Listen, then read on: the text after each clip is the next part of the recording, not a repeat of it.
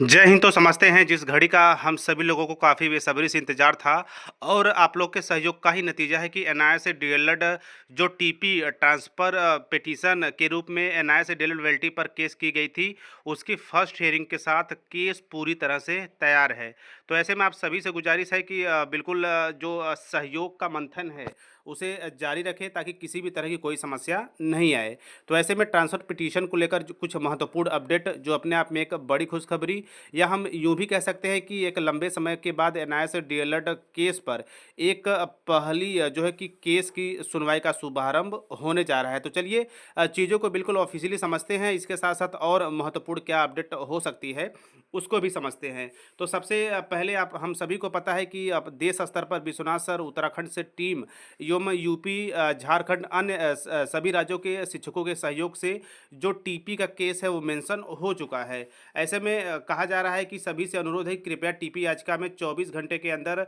जो है कि ज़रूरत है। इसके साथ-साथ यानी कि पैसे की ज़रूरत है और इसके साथ-साथ एक यहाँ पे जो है कि आपका सहयोग का जो मंथन है वो युद्ध स्तर पर सहयोग करने का कार्य जारी रहना चाहिए। इसी क्रम में जो सबसे महत्वपूर्ण चीज़ ये भी है कि जो है कि टीपी के तहत जो केस की गई थी, इसकी जो है सुनवाई यहाँ पे आप देख सकते हैं 13/5/2024 को डीवी में लिस्ट हो चुका है। तो ऐसे में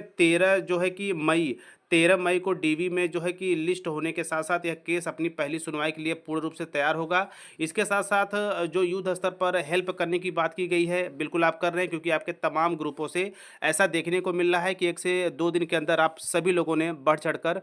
टीपी के लिए विशेषकर काफ़ी महत्वपूर्ण योगदान दिया है। इसी के साथ-साथ अन्य राज्य जहाँ पे काफ़ी फंडिंग है, वहाँ से भी जो है कि आग्रह किया गया है कि यदि आपके पास एक्स्ट्रा है तो आप प्लीज़ टीपी में सहयोग करें, यानी जो ट्रांसफ़र पिटीशन होता है, क्योंकि हम सभी को पता है कि कुछ एक ऑप्शंस हैं हमारे पास जिसमें टीपी यानी ट्रांसफ़र जो पिटीशन है, यह अपने आप में एक महत्वपूर्ण ऑप्शन है एनआईए से डीएलएड वेल्टी पर। चूँकि एक लंबे समय के बाद टीपी को लेकर जो डीवी लिस्ट की बात की गई है 13/5/2000 जो है कि 24 की गई है और यह जो प्रमुख अपडेट है वह विश्वनाथ सर के मुखार बिंदुओं से ही ली गई है। इसी के साथ-साथ आपने देखा होगा कि बिहार में बीपीएससी 03 की जो एग्ज़ाम है वो जल्दी कंडक्ट होगा। इसके साथ-साथ जो बीपीएससी 0.4 है उसके लिए भी जो है कि सारी चीज़ें तैयार की जा रही हैं और उसके बाद थोड़ा-सा, या हम यूँ कह सकते हैं कि कुछ लंबे समय तक का इंतज़ार जो है कि किया जा सकता है शिक्षक भर्ती के लिए। तो ज़ाहिर-सी बात है इन शिक्षक भर्तियों में भी एनआईए से डीएलएड को मौका मिले। बीच में जो भी मिस्टेक्स हुई, जिनकी वजह से एनआईए से डीएलएड जो है कि बाहर हुआ, इन सभी चीज़ों को भुनाते हुए हमें नए सिरे से टीपी के तहत बढ़-चढ़कर हिस्से के साथ-साथ मजबूती की पैरवी के साथ इस केस को लगातार आगे बढ़ाना चाहिए। इसी के साथ-साथ यदि अन्य जो है कि राज्यों की बात की जाए, चाहे आप कोलकाता, वेस्ट बंगाल की बात कर लें, आप झारखंड, मध्य प्रदेश की बात कर लें, या फिर आप यूपी, हरियाणा, हिमाचल प्रदेश, हर एक राज्यों में आप देख रहे हैं जो है कि जो है टेट का नोटिफिकेशन जारी किया जा रहा है। इसके साथ-साथ शिक्षक भर्ती का विज्ञापन जारी होगा। जिस भी राज्य में जो है कि प्रमाण के तौर पे आप हिमाचल प्रदेश में जल्द ही टेट का नोटिफिकेशन जारी होगा, तो ज़ाहिर-सी बात है उसके बाद वहाँ पे शिक्षक भर्ती जो है कि विज्ञापन जारी होगा। इसके साथ-साथ यहाँ उत्तर प्रदेश में भी सुपर टेट के रूप में लगभग 5 से 6 सालों के बाद शिक्षक भर्ती की पूरी जो है कि संभावना बन रही है, क्योंकि लगातार न्यूज़पेपर के माध्यम से उत्तर प्रदेश शिक्षा सेवा चयन आयोग के कार्यों को लेकर, भर्तियों को लेकर लगातार अपडेट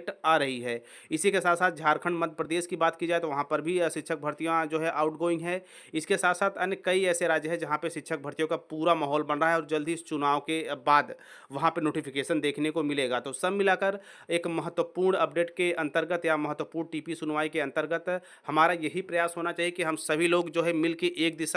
दशा में प्रयास करें, ताकि अब किसी तरह की चूक ना हो। और बीच-बीच में जो हेल्प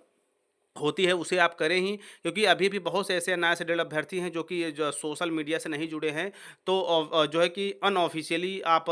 व्यक्तिगत रूप से भी उनके यहाँ जो है अपनी जानकारियों को रख सकते हैं और उन्हें हेल्प के लिए कह सकते हैं। जैसा कि मैं व्यक्तिगत रूप से हमारे क्षेत्र की तरफ जितने भी एनआईए से कैंडिडेट हैं, उनसे हमने आग्रह किया है और उन्होंने दिया भी है। तो ये लगातार एक प्रयास जारी रखिए। बाकी टीपी को लेकर यहाँ पे एक बार फिर से मैं कहना चाहूँगा कि 13/5/2024 को डीवी में लिस्ट हो चुका है, यानी डॉक्यूमेंट इसका जो है डॉक्यूमेंटेशन का जो काम है वो कंप्लीट हो चुका है। बीच-बीच में चूँकि हम सभी को पता है सुप्रीम कोर्ट है, उसमें जो भी हम एडवोकेट हायर करेंगे, एक मोटी रकम हमें देनी होगी और हमें पता है कि अच्छी चीज़ें हों या अच्छी सुनवाई करनी हो तो पे हमें एक्स्ट्रा करना ही होता है। तो बिल्कुल उसके लिए लगे रहिए, डटे रहिए, जल्द ही नतीजा हमारे पक्ष में होगा और हम सभी प्रदेश के यानी कि हम सभी अपने-अपने प्रदेश के शिक्षक भर्तियों व शिक्षक पात्रता परीक्षा के साथ-साथ सेंट्रल लेवल व अन्य स्टेट में जहाँ कहीं भी मौका मिलेगा, एनआईएस, डीएलएड भी जो है कि सफलता की कहानी रचेंगे। तो ऐसे में एक बड़ी खुशखबरी के साथ ट्रांसफर पिटीशन को लेकर जो लगातार तैयारियाँ चल रही थी, वह कंप्लीट हो चुकी है और इसका जो है डीवी